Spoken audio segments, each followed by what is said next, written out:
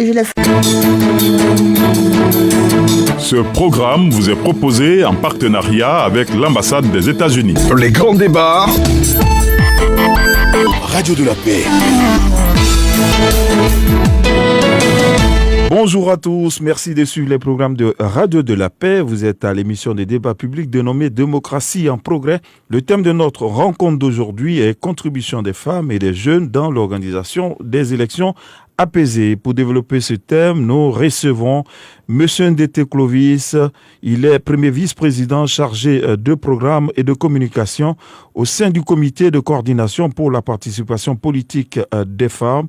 Il est expert en genre, en droits humains et en gouvernance électorale. Je suis également en compagnie de l'honorable Marie-Noël Ekponon, député de Tiasalé. Également, je suis en compagnie de M. Ben Koulibaly du FOSCAO, le Forum des organisations de la société civile d'Afrique de l'Ouest, section Côte d'Ivoire. Il est le président de la commission jeunesse. Je suis Ben Diakité pour cet entretien. Radio de la paix. Avec mes invités, nous allons donc décortiquer le thème qui nous réunit aujourd'hui, la contribution des femmes et des jeunes dans l'organisation des élections apaisées. La Côte d'Ivoire organise les élections législatives le 6 mars prochain.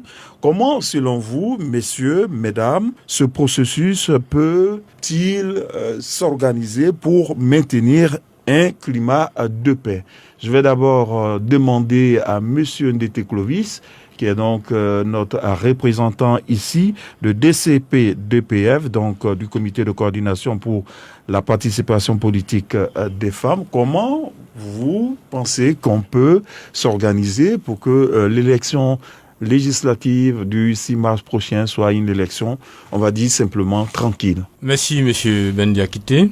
Nous nous réjouissons de ce que tous les partis politiques soient inscrits dans la dynamique électorale. Et cela a été favorisé par la reprise du dialogue politique entre les acteurs politiques et les organisations de la société civile. Au sorti des élections présidentielles mouvementées qui ont été marquées par des violences électorales, pratiquement dans plusieurs localités du pays, il fallait que les acteurs s'asseyent pour discuter. Et donc, fort de ces discussions-là, on a constaté un regain de vitalité démocratique avec l'inscription et la participation des principaux acteurs des principales formations politiques du pays à ces joutes électorales. Les élections du 6 mars 2021 marquent un tournant décisif pour le pays. C'est le deuxième du genre dans la Constitution du 8 novembre 2016 qui a instauré un parlement bicaméral. Et avec ce parlement bicaméral, certaines formations telles que le Front populaire ivoirien et bien d'autres avaient boycotté pendant longtemps les élections législatives, les élections même tout court. Aujourd'hui, on va assister à des élections âprement disputées et les populations tendent un peu à s'inquiéter. Alors, qu'est-ce qu'il faut faire pour rassurer les populations? Je m'en vais dire que les élections sont un jeu démocratique. Donc, nous devons nous engager tous pour des élections législatives apaisées. Chacun de son côté, les médias, la société civile, les acteurs politiques. Il faut revoir le discours, il faut revoir les écrits pour que le pays puisse connaître des élections législatives apaisées. Merci, M. Ndete Clovis. Nous allons donner la parole maintenant à l'honorable Marie-Noël Ekponon, qui est députée de Tiasalé. Je le disais tantôt avec M. Ndete Clovis, le 6 mars prochain, les électeurs ivoiriens vont aux urnes. Quel est votre sentiment sur ces élections législatives, Madame la députée? Bonjour, je voudrais vous remercier et remercier la Radio de la Paix qui a bien voulu que moi, le député de Tiasalé, je sois ici pour pouvoir parler des femmes, celles mêmes qui font la politique en Côte d'Ivoire, et de nos enfants, les jeunes. Je suis sûre que cette année, il n'y aura pas de soucis. Les élections vont se passer dans la paix, parce que notre président, le président Alassane Ouattara, trône la paix. Alors nous les femmes, nous devons montrer de bons exemples. Nous les femmes, nous qui sommes députés ici en Côte d'Ivoire, nous devons dire à la population que nous allons aux élections législatives, mais nous voulons la paix. Et je sais qu'il n'y aura pas de soucis. Est-ce que le 6 mars prochain, vous serez candidate, vous partez à ces élections? Oui, je suis candidate et je peux faire confiance parce que j'ai la foi. Merci beaucoup à l'honorable Marie-Noëlle Ekonom pour ces mots d'introduction. Maintenant, je vais donner la parole à monsieur Ben Coulibaly du FOSCAO. Il est le président de la commission jeunesse de cette organisation de la société civile, organisation de la société civile d'Afrique de l'Ouest, section en Côte d'Ivoire. Avec lui, nous allons parler de la question de ces élections, puisque vous-même, vous avez suivi et exécuté un programme qui consistait à permettre aux jeunes d'être inclus dans le processus démocratique. Alors, ces élections du 6 mars, comment vous percevez ces élections du 6 mars prochain? Merci beaucoup, M. Ben Diakité. Merci à la Radio de la Paix de nous convier à ce débat important.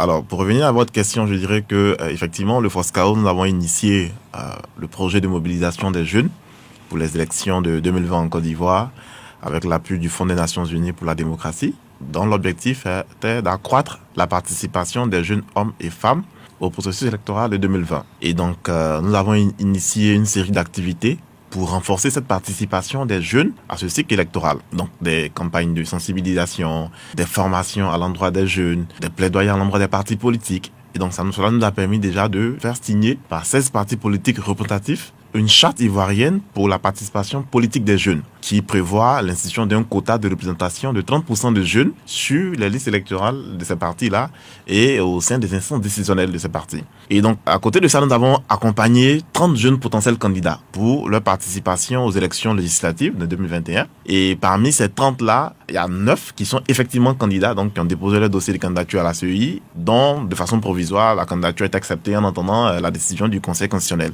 Donc, on a 9 jeunes, et un âge compris entre 25 et 35 ans, qui sont candidats dans des localités de Côte d'Ivoire. Pour nous, c'était important parce que les jeunes étaient vraiment réduits à leur rôle traditionnel d'électeurs et donc ils ne servaient qu'à accompagner en fait les aînés pour la participation aux élections.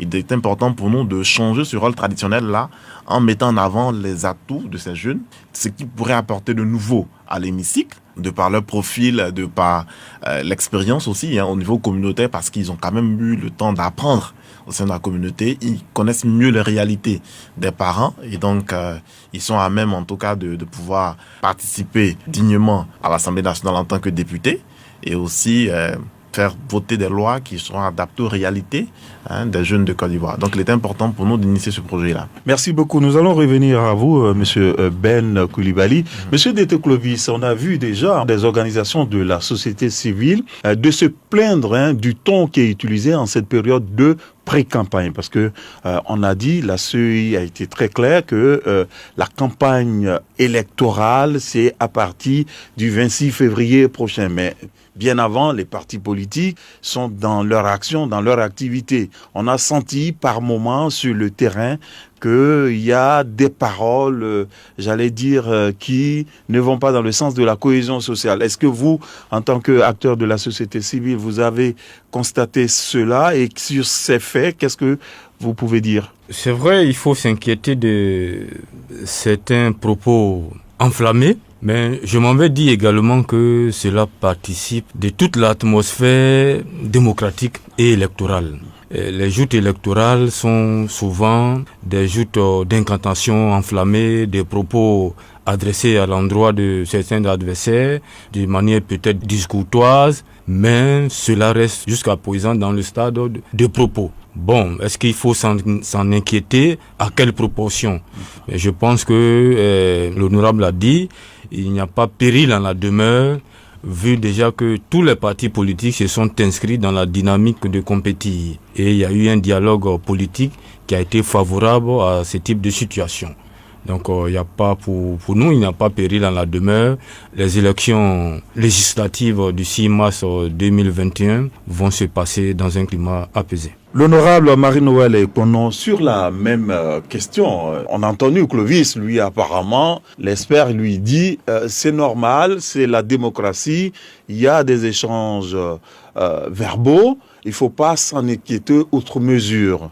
Mais vous êtes actrice, vous êtes femme politique. Alors sur ça, est-ce que vous avez des craintes ou bien comment vous percevez ces échanges parfois un peu, on va dire, tendus entre les adversaires ou les partisans des uns par rapport aux autres? Vous savez, dans la vie, quand tu crois en Dieu, il faut tolérer beaucoup de choses. Même si tu attends, tu fais comme tu n'attends pas. Et quand on ne te critique pas, tu ne peux pas t'améliorer. Donc, je pense que nous qui sommes femmes qui faisons la politique, c'est nous qui devons apaiser. Quand on parle mal de toi et que tu ne réponds pas, c'est une façon aussi d'apaiser les autres politiciens qui peuvent soit te critiquer, ou bien qui peuvent t'indexer, ou bien qui peuvent mal parler de toi. Quand tu es femme, tu dois tout accepter et tu dois tolérer et tu dois apaiser. Alors, vous qui êtes politique, à quel moment le politique que vous êtes sentez le besoin de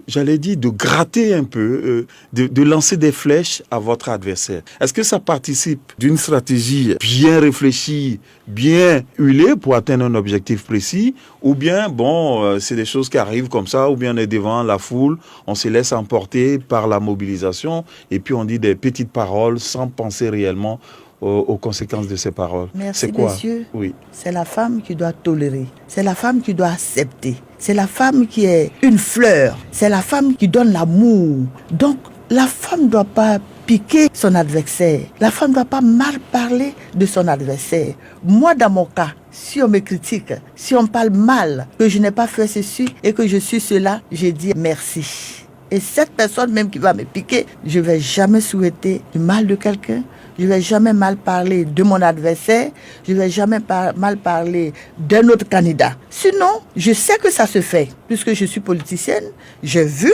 Je vais vous donner un exemple. En 2018, lorsque j'étais candidate, il y avait 4 hommes. J'étais la seule femme. Mais les autres candidats, ceux qui sont les hommes, mais quand ils faisaient la campagne, ils disaient qu'elle n'est pas instruite, elle n'est pas allée à l'école, elle n'a pas un niveau élevé. C'est vrai, je n'ai pas un niveau élevé, mais j'ai fait ma campagne et j'ai gagné. Bravo, félicitations. Donc, les pics, au contraire, ça peut donner la force. Et ça m'a donné la force. Parce qu'on m'a piqué en me disant que je n'ai pas fait les hautes études et que je ne suis pas instruite et que je ne peux pas m'exprimer. Mais ça m'a donné la force.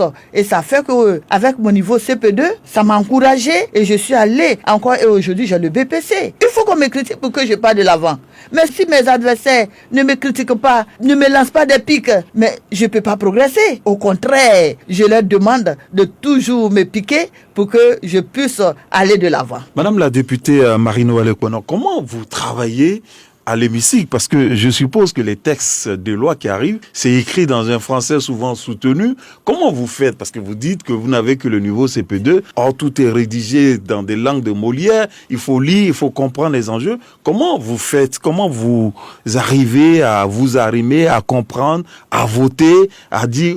Ou bien, excusez-moi, vous avez un tuteur ou il y a quelqu'un à côté pour vous dire... Mais ce tuteur, je peux vous dire que c'est mon mari, mon époux. Oui, écoutez, quand je prends les tests, j'arrive à la maison, je donne à mon mari, il lit, il m'explique. Et quand je vais à l'hémicycle, je sais que mon mari m'a expliqué, il m'a dit ceci, il m'a dit cela.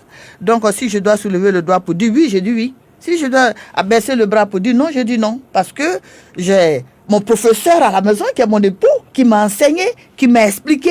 Donc je comprends.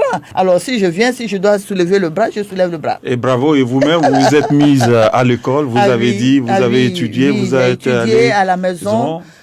Jusqu'à obtenir votre BEPC. C'est pas facile. À la maison, avant que je n'étais pas encore députée, à la maison, mon mari faisait des exercices avec moi à la maison. On avait les livres de CP2 jusqu'à CM2. Aujourd'hui, on fait pour CP2. Demain, on fait pour CE1. Après, on fait pour CE2. Et comme ça, au fur et à mesure, après, on achetait des livres de 6e.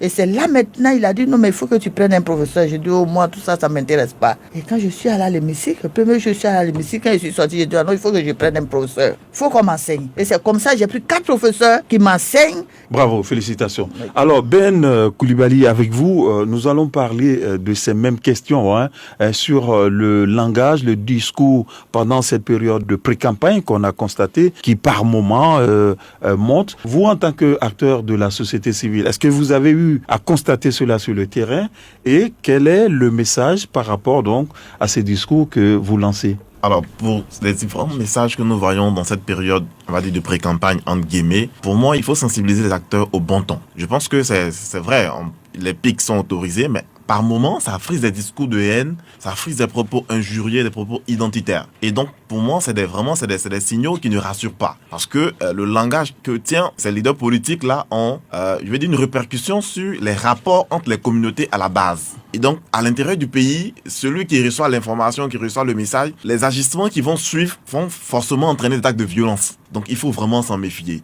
Et on peut faire la politique en étant éloquent, en étant adepte de bon langage, en adoptant le bon ton pour s'exprimer. Et voilà, donc je pense que souvent c'est par manque d'arguments que certaines personnes s'amènent à insulter, à tenir des propos injurieux. On a vu des députés, Cocody par exemple, qui a été victime de ça sur le mur de sa permanence, des propos injurieux, des propos vraiment qui n'endorment pas en fait les auteurs même de ces propos-là. Donc c'est bon d'appeler vraiment au bon ton.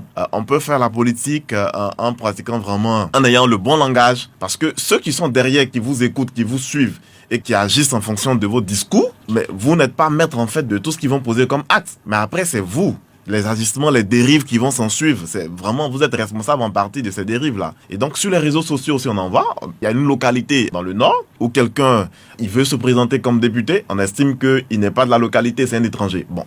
Pour des enfants d'une même nation, on en arrive là parce qu'il veut être député, mais le député, il est le représentant de la nation. C'est vrai qu'on s'appuie sur des circonscriptions, mais il est l'élu de la nation à partir du moment où il est élu. Donc, on ne devrait pas être choqué que Coulibaly Ben Suleiman soit candidat, par exemple, à l'épée.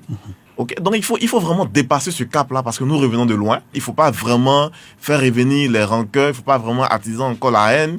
Il faut vraiment faire profil bas. Alors, M. Coulibaly Ben Suleiman, vous avez toujours le micro, gardez-le. Alors, les jeunes sont indexés très souvent comme des acteurs de violence pendant les processus électoraux.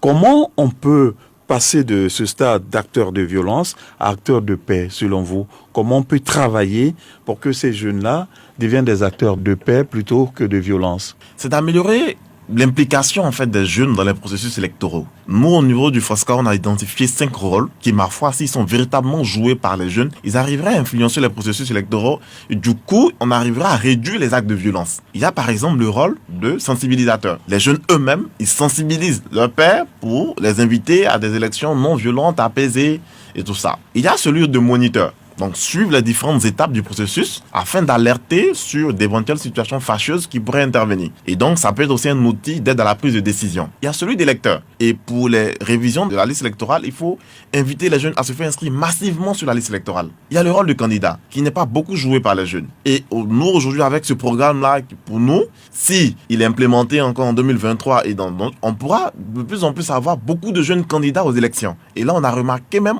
lors du dépôt des candidatures à la commission électorale indépendante. Il y a aussi le rôle d'observateur. Donc, amener les jeunes aussi vraiment à observer les élections. Du coup, en responsabilisant les jeunes, ils comprennent qu'ils peuvent apporter leur contribution autrement à la scène politique. Parce que souvent, certains aînés qui, parce qu'ils ne sont pas en bonne posture, utilisent les jeunes pour pouvoir vraiment créer des troubles, soit pour reprendre des élections, soit pour empêcher même le bon déroulement des élections. Et souvent, ils jouent sur la vulnérabilité des jeunes. Tu ne diras pas à Ben Coulibaly, il sort pour aller casser quelque chose. Attends, c'est pas possible. Et donc, en initiant aussi souvent des programmes aussi d'autonomisation des jeunes, pour essayer vraiment d'occuper sainement les jeunes, on arrivera aussi à les rendre moins dépendants de ces propositions de ces années qui ne les ont même pas eux-mêmes. Et donc, c'est un ensemble d'actions initiées qui peuvent nous permettre en tout cas d'atteindre vraiment ce niveau-là en passant vraiment de jeunes qui soient de moins en moins violents pendant les élections. Madame la députée Marie-Noëlle Ekonon, députée de la circonscription de Thiès-Salé, sur la même question, vous en tant qu'actrice politique, quel rôle vous pouvez jouer pour contribuer à apaiser le climat social? Comment vous entrevoyez les actions des hommes politiques? Qu'est-ce que vous pouvez faire comme rôle pour que cette compétition que notre ami et frère Ndété a salué tout à l'heure puisse être un moment de saine compétition sans qu'il y ait beaucoup de bruit, sans qu'il y ait des morts, sans qu'il y ait de la violence? Vous voyez, pendant les élections présidentielles à Thiès-Salé, il y a eu la paix. Il n'y a pas eu de marche à Thiès-Salé, mais je peux vous dire que je fais partie de ceux qui ont sensibilisé la population à ne pas marcher, à ne pas faire de bruit. Et même les jeunes, au niveau des jeunes, j'ai même sensibilisé les jeunes. Aujourd'hui, nous voulons que les jeunes viennent à la politique.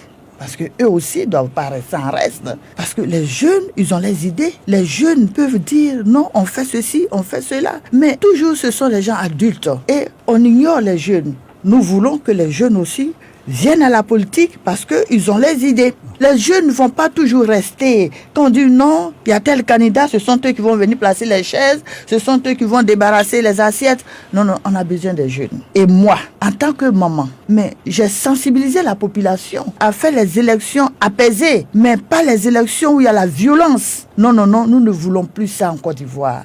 Nous venons de très loin. La Côte d'Ivoire a souffert pendant des années. Maintenant, nous ne voulons plus ça. C'est pour ça que les femmes et les jeunes, nos enfants d'aujourd'hui, ensemble, nous voulons la paix en Côte d'Ivoire. Nous ne voulons plus de bagarres, nous ne voulons pas de palabres. Les femmes et les enfants et les jeunes de la Côte d'Ivoire aujourd'hui sont unis pour la paix et pour l'avancement de la Côte d'Ivoire. Alors, en tant qu'actrice politique, quel est le message que vous pouvez envoyer à la commission électorale indépendante, celle qui a en charge la gestion des élections, pour qu'il y ait un climat apaisé? Parce que si les acteurs politiques font leur travail, si les jeunes font leur travail, il va sans dire que la CEI elle-même, elle doit aussi jouer un rôle pour que le climat soit apaisé. Vous, en tant qu'actrice politique, c'est vous qui êtes en compétition.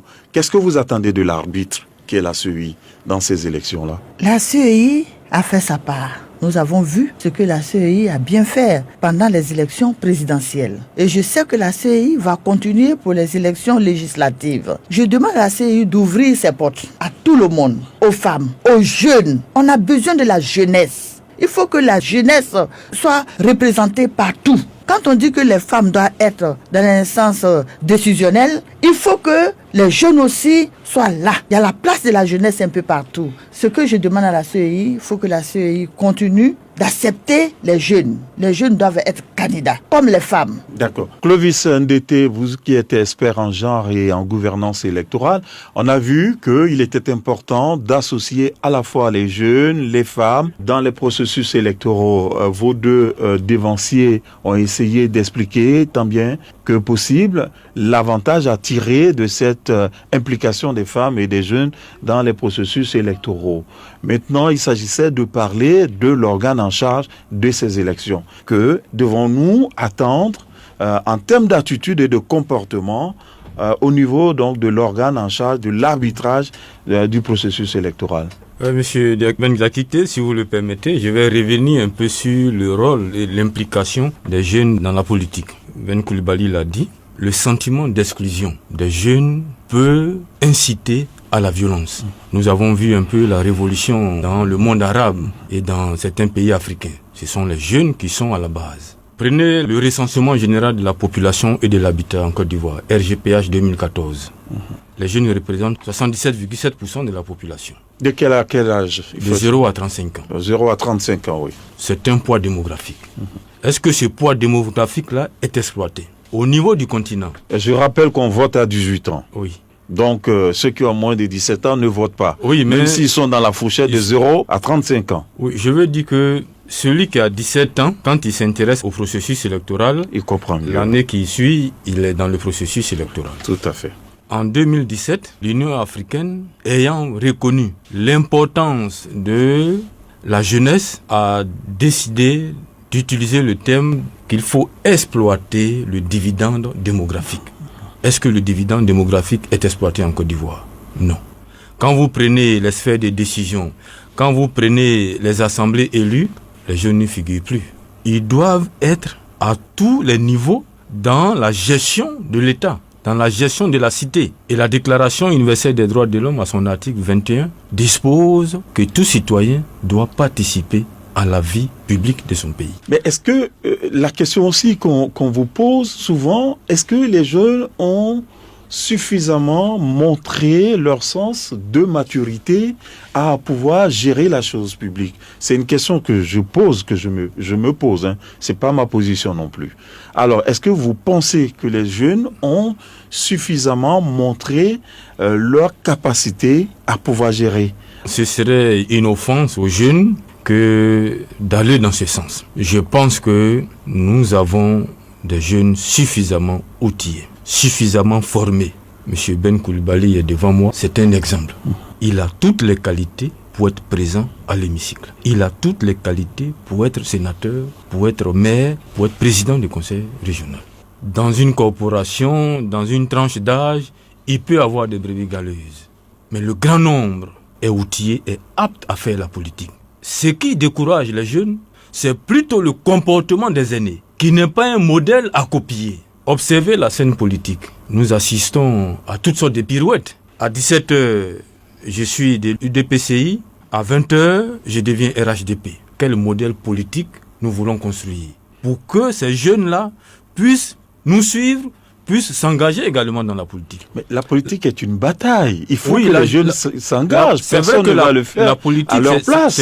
C'est une bataille, mais la politique, c'est la gestion des hommes.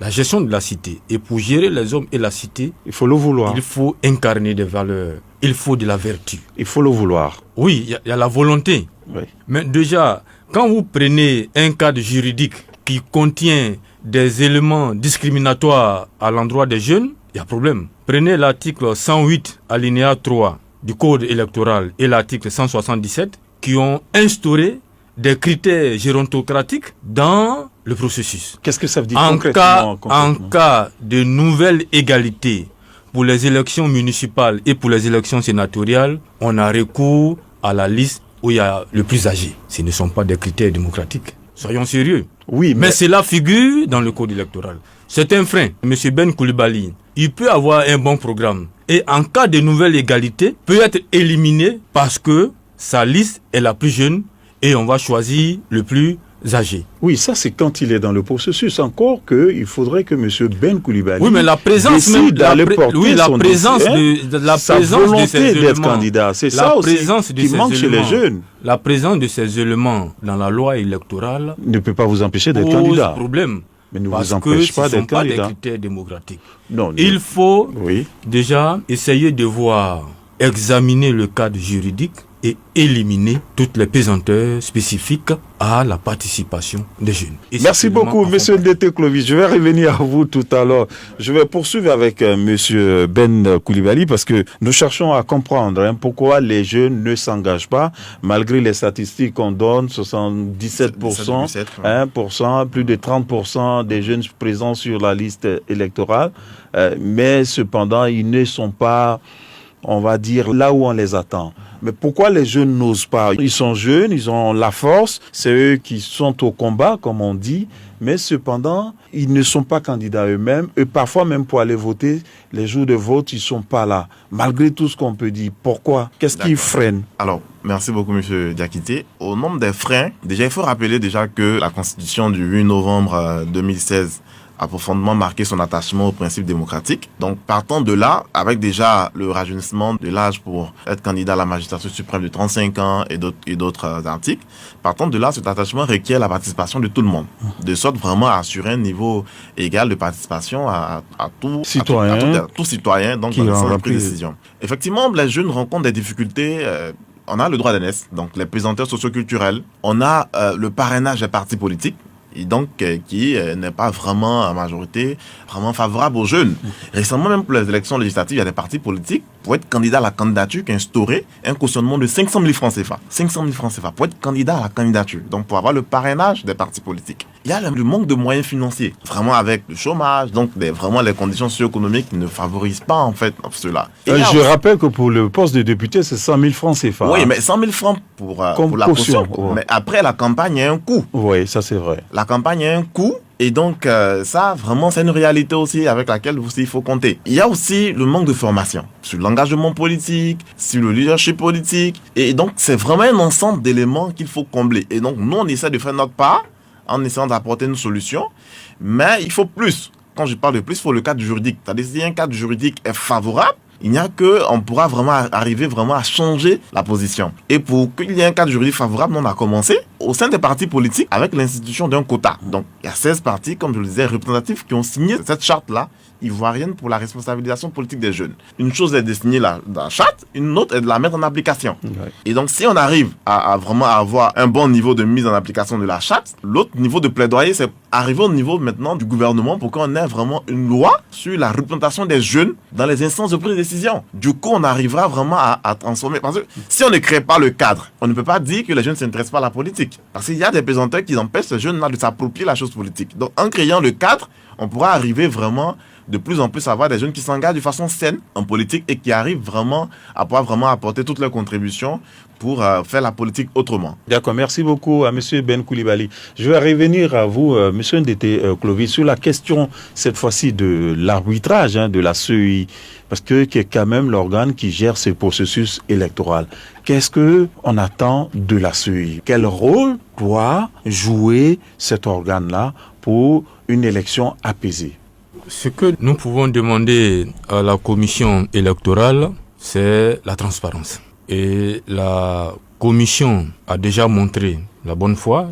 Je m'en vais également demander à la commission électorale de traiter rapidement les questions. Vous savez, quand je parle des questions, je veux dire les résultats, la proclamation des résultats. Plus les résultats tardent à être proclamés, la tension peut monter. Certains pays, je peux citer le Burkina, en moins de 48 heures, les résultats ont été donnés pour la présidentielle.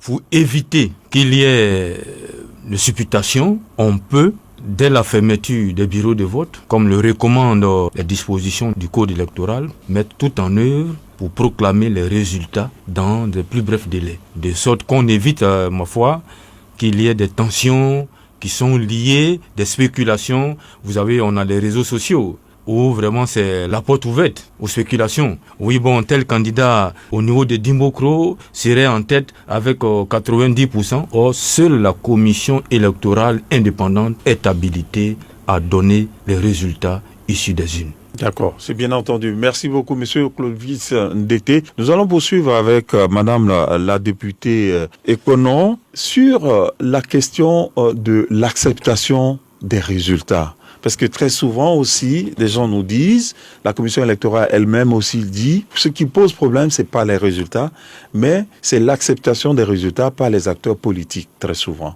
Les gens qui sont en compétition. Comment on peut développer en vous l'esprit fair play, c'est-à-dire que les législatives, c'est une élection, c'est comme un match de football où on peut gagner, on peut perdre, voilà, et puis se préparer pour revenir l'année prochaine. Comment on peut cultiver ça chez vous? Moi, le jour où je suis dans ce cas, je vais accepter. Je perds, j'ai perdu. Si j'ai gagné, j'ai gagné. Je ne vais pas me plaindre à la CEI pour ça.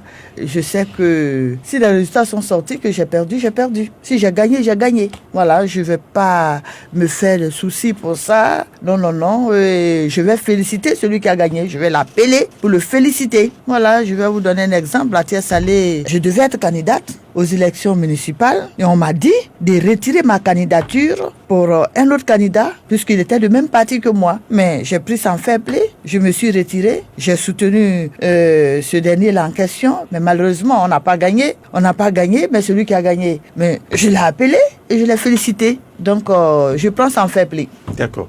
Ben Coulibaly, sur ces questions de fair play des acteurs politiques, comment renforcer cela, l'acceptation des résultats et on va dire l'esprit de calmer le jeu. Comment on peut développer cela pour que nos processus démocratiques, qui sont encore des processus à la fois jeunes et violents, puissent se dérouler dans un bon et bel esprit? Je pense que tout part en fait des leaders politiques, donc du candidat lui-même.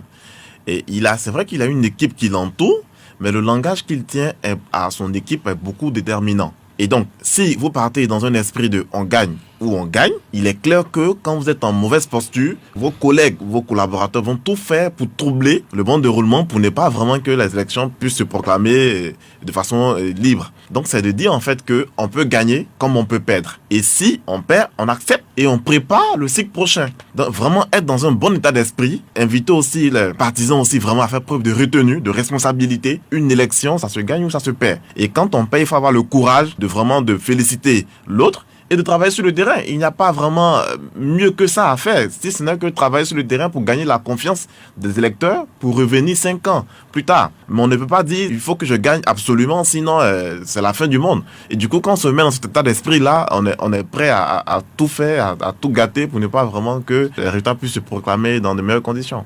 D'accord, nous allons partir maintenant sur la question de la loi sur la représentativité des femmes. Je pense que le gouvernement ivoirien a adopté récemment des textes de loi pour favoriser un peu les femmes dans ces assemblées élues. Alors, Monsieur Clovis Ndete, vous, sur cette question-là, quel est votre regard aujourd'hui? Est-ce que cette loi, on va dire, gouvernementale, a pu influencer de façon positive une grande participation des femmes à ces élections législatives du 6 mars? Si vous devrez dire quelque chose là-dessus. D'accord. Au niveau de la représentation des femmes dans les assemblées élues, il faut dire que la participation des femmes à la vie politique est une exigence démocratique.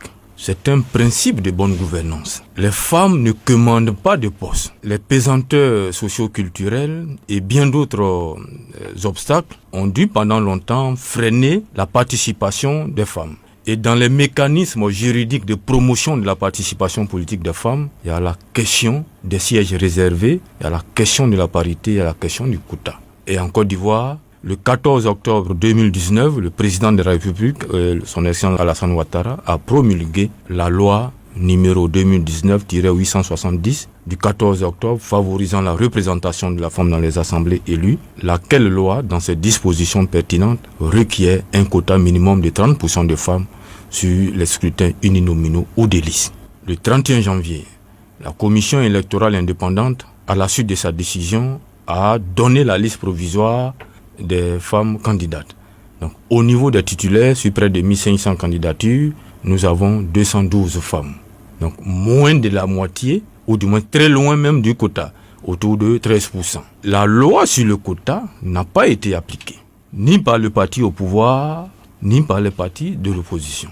À l'exception d'un jeune parti, Force au Peuple, et de l'UDPCI et la plateforme Arc-en-Ciel, qui ont présenté, que vous prenez Force au Peuple, sur 4 candidats, ils ont présenté 2 femmes pour 2 hommes, ce qui fait un pourcentage de 50%. Les partis politiques ont essayé, permettez-moi l'expression, ont essayé de ruser un peu avec les femmes. Les gens sont tombés dans des arguties juridiques en se focalisant sur l'article 78 du Code électoral relativement à l'élection des députés. Cet article, dans l'une de ses dispositions, prescrit que pour les circonscriptions électorales de plus de 2 sièges, il faut appliquer le quota minimum de 30% de femmes. Au niveau de ces circonscriptions électorales, elles sont au nombre de 7. Donc Yopougon avec 6 députés, Abobo 6 députés, Bouaké 4 députés, Korogo 3 députés, Kong 3 députés, Koumassi 3 députés et Daloa 3 députés.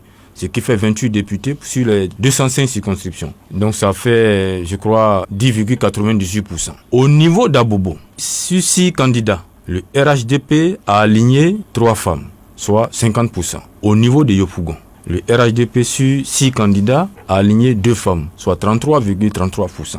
Ils ont été imités par les autres partis de l'opposition, les grands partis. Ce qu'il faut retenir, c'est que cette loi, le code électoral, présente des insuffisances. Et le décret numéro 2020-941 du 25 novembre 2020 est venu corriger les insuffisances de la loi. Donc le décret d'application dispose en article 2 que le quota doit être entendu clairement sur la totalité des listes de candidatures. Est-ce que, au regard de ce que vous venez de dire, on retient que pour l'essentiel, les partis politiques ont eu du mal ou n'ont pas du tout respecté le quota des 30%? C'est ce qu'on retient dans l'ensemble. Oui, les partis politiques n'ont pas respecté. Mais qu'est-ce qu'on peut faire pour qu'ils puissent respecter à l'avenir? Qu'est-ce qui serait fait? Est-ce qu'il y a des mesures correctives à prendre pour changer les choses, la donne? D'abord, il y a encore la possibilité. Le code électoral dispose à son article 98 que tout électeur a la qualité de contester l'éligibilité d'un candidat à l'élection des députés. Des électrices de la société civile ont déposé une requête devant le Conseil constitutionnel en fournissant les preuves de leur requête, en étoffant d'arguments les preuves de leur requête. Il appartient au Conseil constitutionnel d'invalider la liste des candidatures de ces partis qui n'ont pas respecté le quota. La loi est dure, c'est la loi. Durales est ouais. Merci beaucoup, Clovis, pour ce regard. Alors, je vais me tourner du côté de Ben Coulibaly, parce que sur ces questions, on a vu que l'argument de M. Ndete Clovis a tourné autour de la loi pour les femmes. Vous avez travaillé sur la question des jeunes. Comment vous pouvez faire un plaidoyer pour que, soit c'est peut-être le chef de l'État, ou bien les députés se saisissent de la pertinence de cette question pour que, aussi bien comme les femmes, où elles ont pu bénéficier de cette loi pour pouvoir aider les femmes à pouvoir être présentes dans les assemblées élues, pour que cela se fasse au niveau des jeunes. Est-ce que vous avez entamé des démarches dans ce sens-là? Alors, pour le moment, on n'a pas entamé des démarches allant dans le sens d'avoir une loi pour la représentation des jeunes, mais il était entendu pour nous que on voulait faire le suivi de la charte. Pour nous, c'est vraiment une charte, donc ça n'engage, elle n'est pas coercitive. Effectivement, elle n'est pas coercitive. On voulait vraiment compter vraiment entre guillemets sur la bonne foi, la volonté des partis politiques pour aller là. Mais je pense qu'on n'a pas vraiment été satisfait. Du coup, on va se rapprocher de DCDPF. Pour voir un peu l'approche utilisée, pour pouvoir vraiment faire le plaidoyer pour qu'on ait vraiment un projet de loi à court terme et une loi vraiment à moyen terme sur la représentation des jeunes dans les instances de prise de décision. Il est important pour nous de l'avoir. Et si on arrive aussi à avoir vraiment des jeunes de moins de 35 ans aussi élus aussi au soir des élections du 6 mars, ils pourront vraiment aussi se joindre à nous aussi en tant que vraiment des exemples palpables pour se joindre à nous vraiment pour faire ce plaidoyer là au niveau de l'Assemblée nationale, au niveau vraiment du gouvernement pour qu'on ait vraiment cette loi. Alors, Madame la députée Ekonon, qu'est-ce qui vous a motivé à vous jeter dans la bataille politique? On sait, en Afrique, en Côte d'Ivoire, c'est un milieu qui est très très féroce. Qu'est-ce qui vous a motivé malgré tout ce qu'on peut penser, parce que vous partiez quand même, excusez-moi du terme, un peu défavorisé par rapport aux jeunes, à votre niveau d'études, et puis vous êtes femme. Dans une société africaine, c'est pas toujours bien perçu d'accepter qu'on soit dirigé par les femmes. Qu'est-ce qui vous a motivé et comment vous avez réussi à vous imposer? Je me suis lancée dans la politique parce que dans ma famille, il y a eu beaucoup de politiciens. D'abord, je voudrais déjà parler de Danielle Boni-Claveri, qui est ma cousine, que j'ai beaucoup côtoyée. En 1980, lorsqu'elle était candidate à Thiès-Salé, je l'ai aidée, j'étais avec elle. On a fait la campagne ensemble, donc j'ai vu un peu, et c'est par là même que j'ai eu l'envie de faire la politique.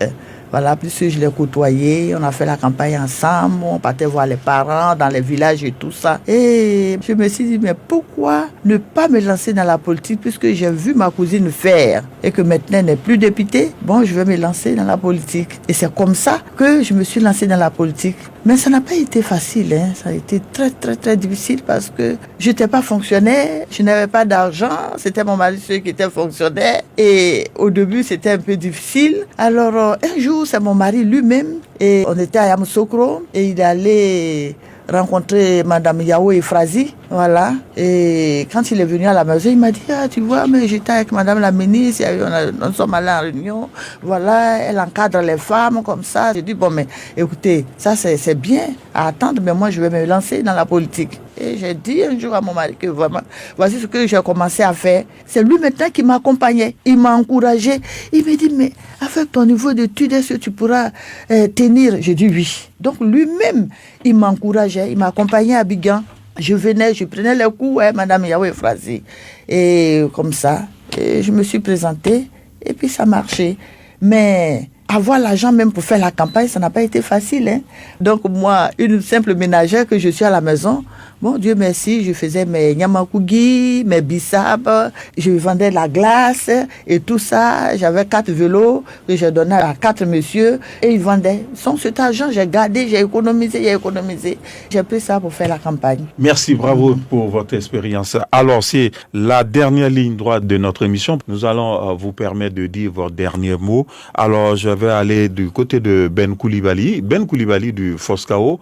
Quelles sont donc les recommandations que vous pouvez formuler pour une plus grande implication, une implication, on va dire, accrue des femmes et des jeunes dans le processus électoral, notamment en ce qui concerne les législatives qui arrivent en 1 minute? Qu'est-ce que vous pouvez nous dire? Déjà, comme recommandation, je demande que les jeunes qui sont candidats soient soutenus pour leur campagne, pour que vraiment ils aient vraiment le minimum de moyens logistiques pour mener leur campagne, donc qu'ils soient vraiment soutenus en termes de logistique. À moyen et long terme, c'est vraiment d'avoir une loi sur la représentation des jeunes dans les instances de prise de décision. C'est de continuer à vraiment accompagner les jeunes dans les formations sur la gestion citoyenne, sur la participation politique, sur le leadership, pour préparer les élections locales de 2023 et vraiment mettre vraiment à disposition vraiment les ressources qu'il faut pour sensibiliser, surtout sensibiliser pour qu'on ait des élections apaisées, non violentes. Alors, Deto Clovis, sur la même question, vous qui êtes expert en gouvernance électorale, sur la même question, quelles recommandations pour une participation accrue des femmes et des jeunes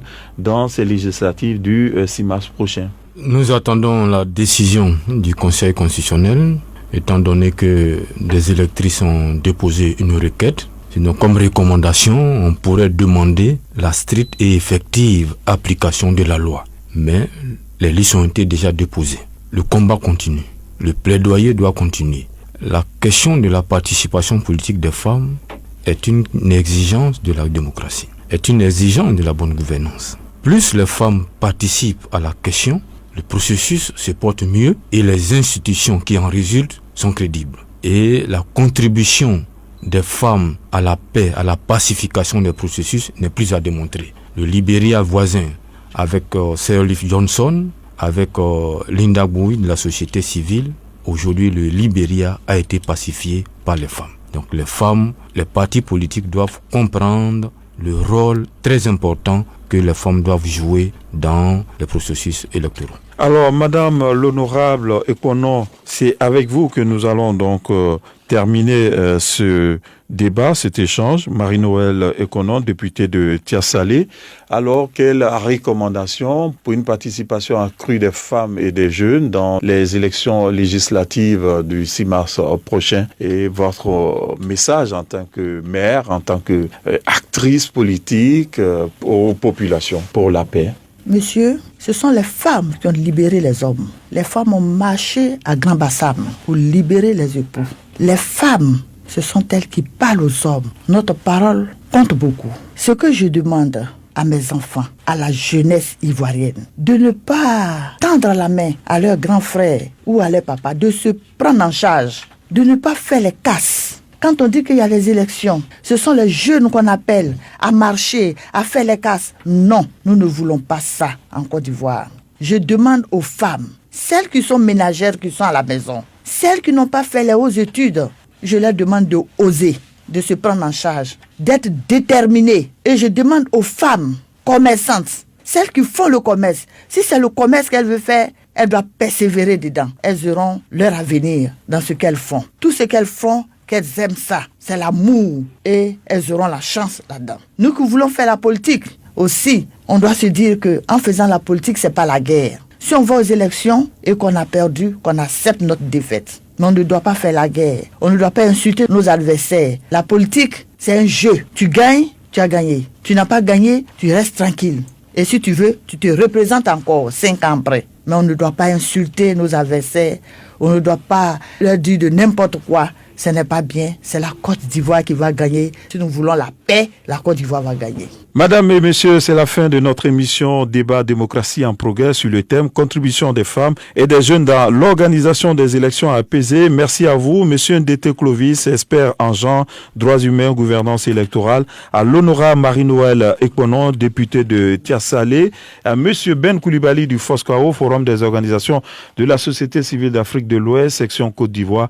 Rendez-vous est pris pour le mois prochain pour un autre thème. D'ici là, portez-vous bien à l'écoute des programmes de Radio de la Paix et à très bientôt. Ce programme a été réalisé en partenariat avec l'ambassade des États-Unis. Les grands débats. Radio de la Paix.